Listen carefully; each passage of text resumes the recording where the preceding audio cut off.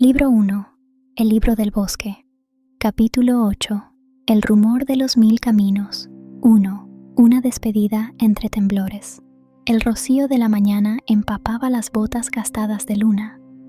En el límite donde el gran bosque de los susurros se abría hacia las vastas tierras desconocidas, el silencio era pesado.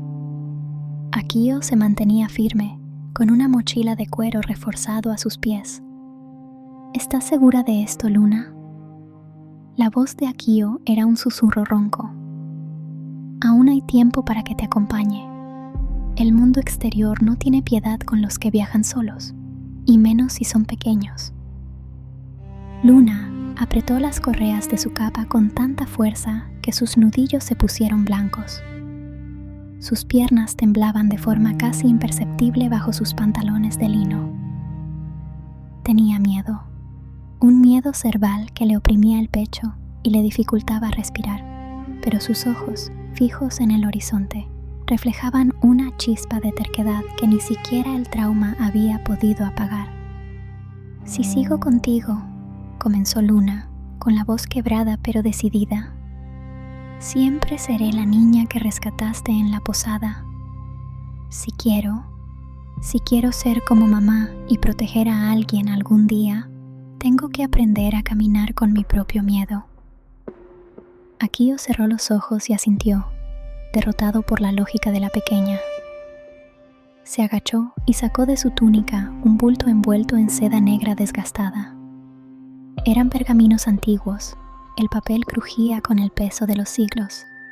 Estos son los registros perdidos del clan Kurosora. Contienen técnicas de fuego y sombras que harían temblar a los generales que atacaron nuestra aldea. Yo no pude dominarlas. Y tú aún no estás lista. Pero guárdalos. Algún día, en alguna ciudad de las montañas o de las costas, encontrarás a alguien con el conocimiento para ayudarte a abrirlos. Son tu herencia, Luna. No dejes que caigan en manos del enemigo. Luna guardó los pergaminos en lo más profundo de su mochila, sintiendo que pesaban como si fueran de plomo. Sin decir más, dio media vuelta.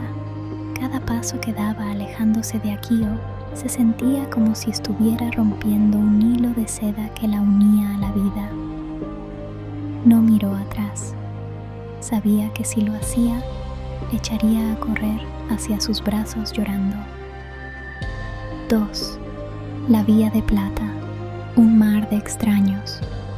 Tras horas de caminar por senderos solitarios, Luna desembocó en la Vía de Plata. Sus ojos se abrieron tanto que le dolieron. Nunca, ni en sus sueños más fantasiosos en la aldea, imaginó que el mundo fuera tan ruidoso. Era una arteria de comercio que bullía de vida. El aire estaba saturado de olores, especias quemadas, sudor de bestias de carga, metal caliente y el aroma dulce de frutas que nunca había visto. «Abran paso a la caravana de los elfos de la hoja», gritó un guardia con armadura de cuero verde. Luna se pegó a la orilla del camino para no ser arrollada por un carruaje de madera blanca, tan elegante que parecía tallado en un solo bloque de mármol. Dentro, vislumbró a seres de piel pálida y orejas largas y puntiagudas que miraban el mundo con una elegancia distante. Más allá, vio a hombres bestia que no eran como ella. Había robustos hombres toro de 2 metros de altura que cargaban barriles de hierro con una facilidad asombrosa y mercaderes con rostros de gato que regateaban con humanos de vestimentas coloridas. Incluso vio a algunos demonios menores, con cuernos pequeños y pieles de tonos cenizos, que empujaban carretas de carbón. No parecían los monstruos que quemaron su aldea. Estos se quejaban del calor y se secaban el sudor como cualquier otro trabajador. Luna se sentía como una hormiga en una tormenta. Cada vez que alguien pasaba cerca de ella, su cola se erizaba y su mano buscaba instintivamente la daga. El miedo seguía ahí, latente, susurrándole que cualquiera de esos extraños podría ser un asesino enviado por aquella mujer de ojos violetas. 3. El lamento en la penumbra. A medida que el sol comenzaba a descender, tiñendo el cielo de un color ámbar que recordaba a las brasas de una hoguera, Luna buscó un lugar apartado de la ruta principal para descansar. No quería dormir cerca de los ruidosos campamentos comerciales. Prefería la seguridad de la sombra de los árboles. Se internó en un pequeño bosquecillo de sauces que bordeaba un arroyo cristalino.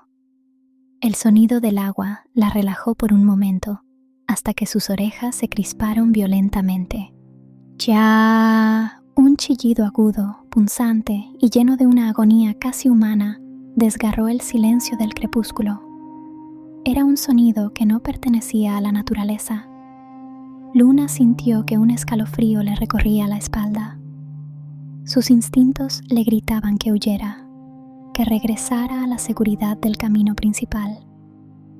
Mamá decía que los valientes no son los que no tienen miedo, sino los que avanzan a pesar de él, susurró para sí misma, con los dientes castañando. Luna activó el paso de humo, volviéndose una sombra casi invisible entre los sauces. Se arrastró por el suelo húmedo, evitando que las ramas crujieran. El chillido volvió a sonar, esta vez más débil, como si la vida se le estuviera escapando a la criatura que lo emitía. Al separar unas ramas espesas, Luna llegó a un claro. Allí, enredado entre espinas de hierro negro y charcos de una sangre que brillaba con un azul eléctrico, había algo que nunca había visto. Sus ojos se fijaron en la figura pequeña que se retorcía en el suelo, y el corazón de Luna dio un vuelco. El episodio termina con Luna dando un paso hacia adelante, con la mano extendida y el rostro pálido, mientras el misterioso chillido se convierte en un quejido ronco bajo la luz de las primeras estrellas. Muchas gracias por ver el episodio de hoy. Continuaremos con el siguiente, Ias. Ahora tengo que ir.